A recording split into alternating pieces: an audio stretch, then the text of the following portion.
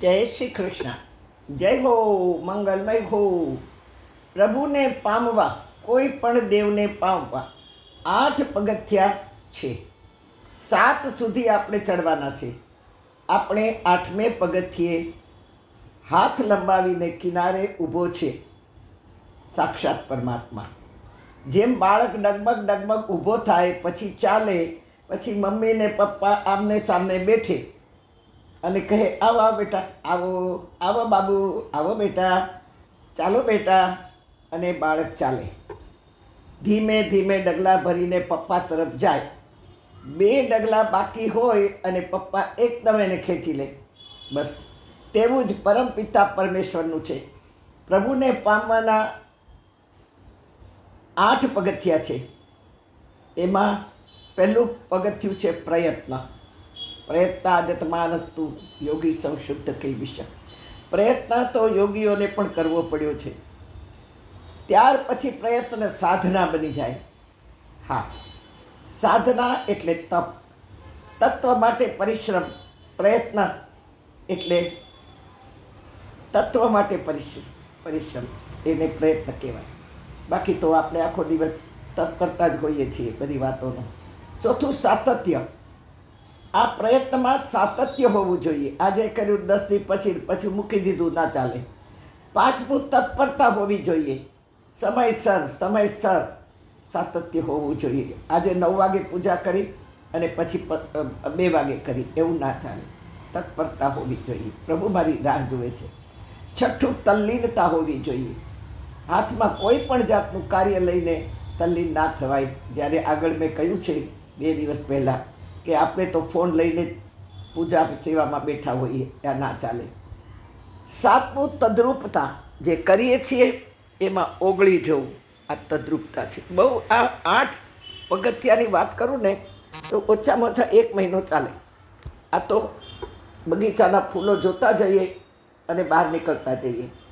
હા, 7મું તદ્રુપ થયા, ઓગળી ગયા, સમાધિસ્થ થયા.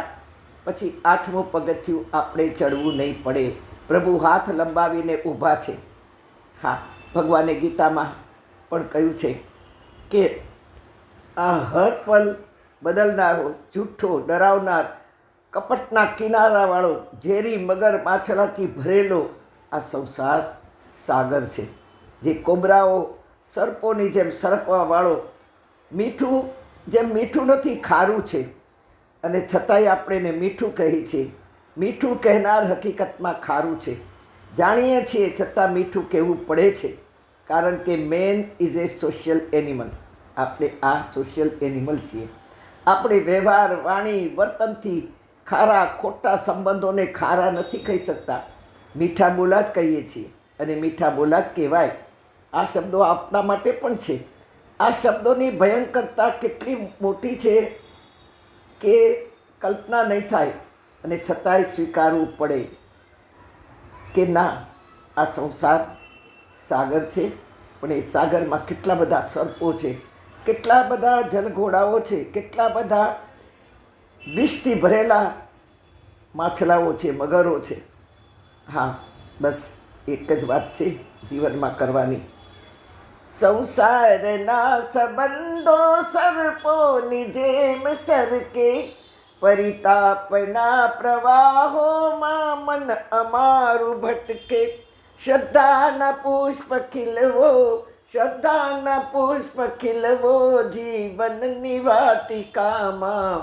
આ જગ તમારું ભગવન, મહેમાન અમે તમારા.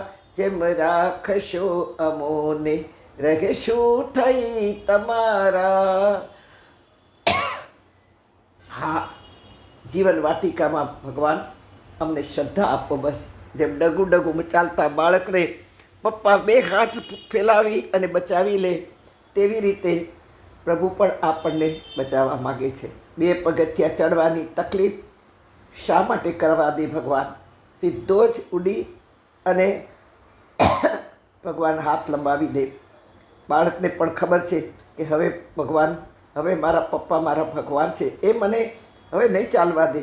તેથી હાથમાં કૂદી અને 2 પગથિયા તો સીધા પપ્પાના હાથમાં આવી જશે. શ્રદ્ધા છે પણ પપ્પા મને પડવા નહીં દે. બસ શ્રદ્ધાના પુષ્પો ખીલવો.